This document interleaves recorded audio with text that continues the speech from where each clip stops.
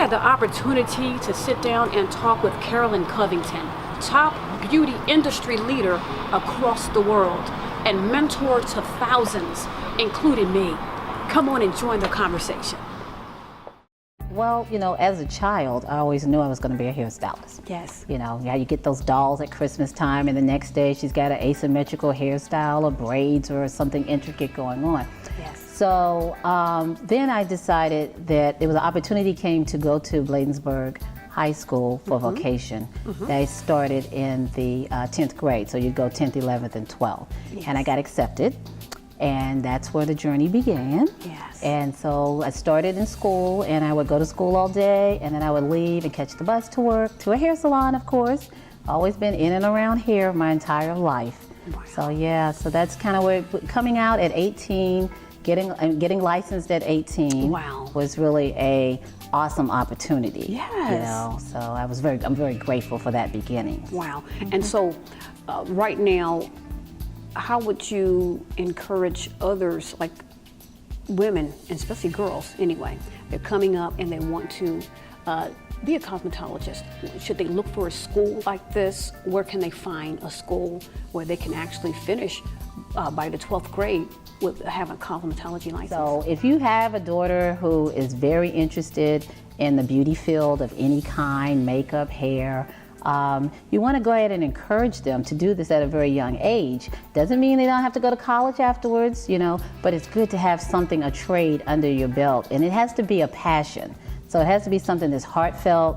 You have to have a craft. You need a little talent for it. But I think it's awesome opportunity if you can get it then, because afterwards it's going to cost you a little. Yes. But you know, it's a great, rewarding career. Yes. Now, Yeah. was it difficult? Was it hard? Was it challenging to go to school, high school at the same time, and then take a cosmetology course? Because that's a lot of material and information and a lot of stuff to cover. Yeah, but you know, for me, the cosmetology was what I was really focused on. You know, as a child, I always said, I'm going to be a famous hairstylist, travel the world, Yes. and have a fleet of salons.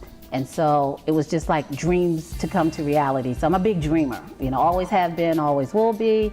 And I just had to push for that dream. So I had to master the other 3 classes as well to graduate. Okay. But cosmetology was always just on the forefront for me. Wow. You know, and working afterwards. I'd work all day. I mean, after I got off from school, I'd work until 9, 10 o'clock at night and still go home and get up and go to school next morning.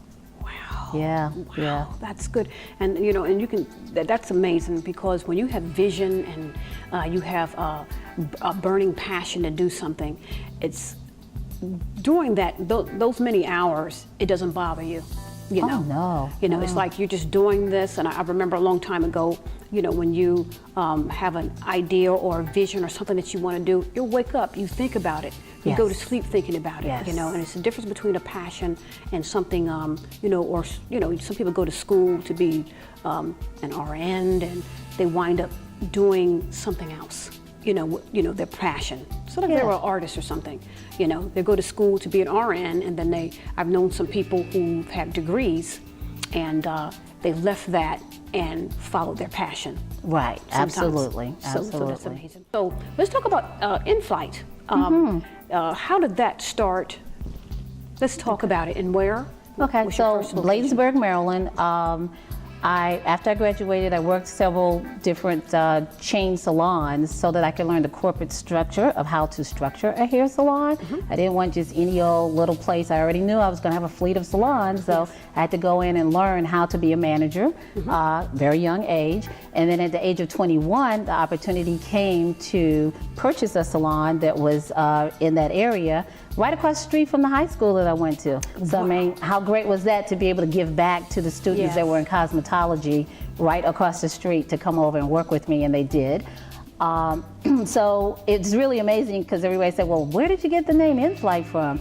And so right at the time when I was purchasing the salon, my trip was due. Every year I took a trip to London or somewhere to go and advance myself. And that's so important that you go and get advanced training. So it was time to go to London, and I said, well, I can't put the trip on the back burner. I still have to do what I have to do.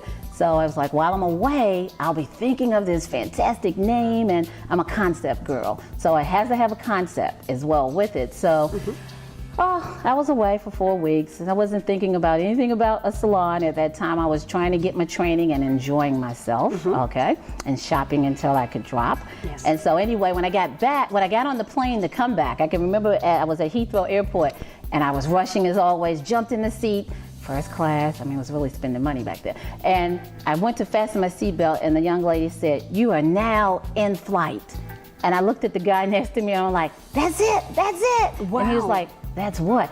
"My salon, in-flight hair salon." So anyway, I closed my eyes, flew back to JFK, and all the way back, I was just creating this whole salon scenario concept, everyone wearing uniforms and flight suits, how I was gonna have the salon designed. The front desk was a cockpit, boarding passes, a whole concept behind it, because people believe in your visions, they see your vision, they wanna be a part of things. So everything I've ever done has always been a team effort, and I invite you to be a part of it. And that's what makes it successful. And then from there, an opportunity, 2 years into it, a lot of other things happened in my life as a stylist and a salon owner. I had an opportunity to be part of a huge photo session and do models for a magazine that was coming out called Black Passion.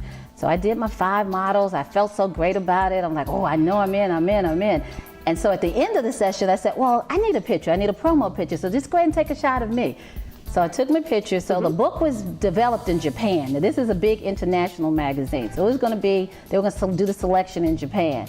Well, when they brought it back to DC to premiere it, when I got there to the premiere, I was late. Everybody's, you're in it. And I'm like, oh my gosh, I'm in it. And I was on the cover of it.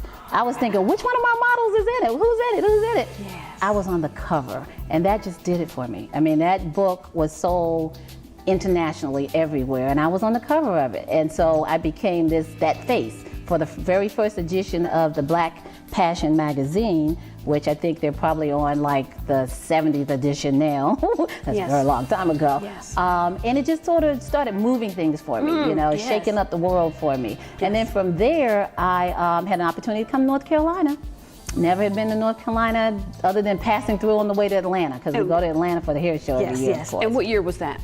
That was 1984. I came to North Carolina, and I opened In-Flight Salon downtown Salisbury Street.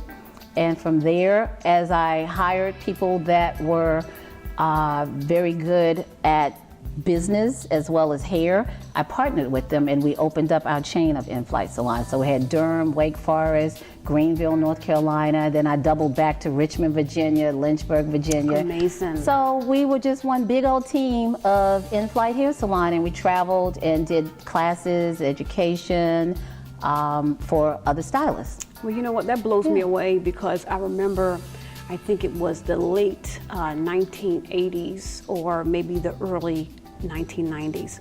I remember someone saying, there's a woman in Raleigh, and she owns In-Flight. And they were talking about how beautiful that salon was and how you had it going on. Well, yeah, we just wanted to put North Carolina on the map, and I think that's what we did through the salons, training, doing hair, being magazine editorial. I mean, we were in all the magazines at Raleigh, North Carolina, In-Flight Hair Salon, and those things just helped us to create the buzz that we needed for marketing and branding to make the business successful.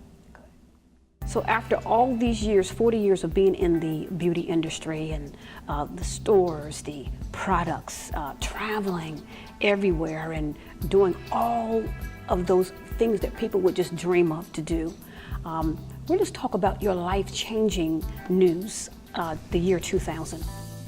Okay, well, the year 2000, actually it was the best thing that ever happened to me. I wanted to venture into the spa industry. I don't stay still long, So it's like, okay, here's my new horizons. And I had the opportunity to start Jolie the Day Spa in Cameron Village, and there's Jolie the Day Spa in Bethesda, Maryland, and in Atlanta. And it was just like, wow, this is like the biggest thing could ever happen. I thought I had really reached the stars that I'd been striving to reach. Right then, I got my news that I had retinitis pigmentosa. Okay, and what is that? It is a hereditary genetic eye disease that eventually you lose your sight. It starts out where you lose all of your peripheral vision and you only have central. So they take your driver's license because you can't drive if you can't see what's to the left, to the right, what's at the top and what's at the bottom. You are colorblind, so now, but it worked out perfect because hairstylists wear all black anyway, and I still wear all black. Yes, so yes. I can keep it together that way. Yes. And at night or in dim lighting, you only see silhouettes. So you don't see any details. Okay. You know, and I've been a detailed person my whole life. Of course, I've been styling hair, doing makeup, wrapping everybody up all beautiful on the outside, and you know, but it was okay until he told me it's an incurable disease. There's no cure for it. So that was devastating. Devastating. So I got to thinking. I said, well, you know what? That's okay. I still have plenty I have to do. I just got to do it a little faster. Not that I wasn't already speeding, you know. Yeah. So with that, I just kind of put it on the back burner. I was in denial. Okay. So I continued on my journey. So I did a couple years, 2 years at Jolie, and then we were purchased. So I got to be a part of a huge acquisition. An investment company purchased 50 day spas across the country, and we were one of them. After I left there, I didn't want to stop. I knew if I stopped that it was going to take a toll over me. My life was going to totally change. I'd get stuck. So I just continued on. So I purchased the Elegance Day Spa, and I jumped right in there and staffed that and kept going. And then I purchased. I remember that deal. Yeah, Yes. in North Raleigh. Then I went to Durham and I purchased the Body Cafe, and I jumped in there, and I was working both of those at the same time. And then I had an opportunity to help a young lady with Studio 10. And then I purchased one of those and with a partner, and it had a name change later, it's Salon 10, and it's still in existence.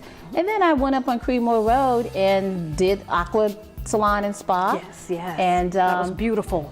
Yeah, inside. I enjoyed it. And I was just like doing this thing, trying to keep going, trying to figure out what's going to happen when there's no vision, you know. So, because they couldn't tell me when. Yes. So I was like, well, I'm just going to make this work. But it came a time where I realized it was time to go home. You know, time to close down shop. I had fulfilled that 5-year lease and wasn't about to sign another one, Yes. not knowing where, you know, I would be in another 5 years. So I had to close the salon and bring it on home. Yes. Now, And that was devastating. devastating. And so you went through a depression, and how long was that? Yeah, I had to take a year off, you know, and it's really interesting to go into that dark place because I'd been there so many times with other people. Okay. And, you know, all of my staff and different people that I've helped through their depression, but I've never, ever had a downside in my entire life. My life has just been great, you know, totally blessed from a child all the way up. Yes. And so I had to fall into that dark place. I took a year and I sat right here in this house and wrestled with it because I'm that fix-it girl, you know. Yes. I fixed your life, my life, everybody's life in the salon. Yes. You know, that's who I am. Yeah. And I was trying to fix it myself. Yeah. And that's when God spoke to me and he let me know, you gotta let it go. Let me take control of every little detail of your life. Take some time off. Give yourself a break, you know? Yes. Oh, so that's what, and he let me know that you can't just always help. You need to accept help as well. And that was one of those things where I just never really ever reached out for any help with anyone. And I had to realize I had to get up and go and seek help.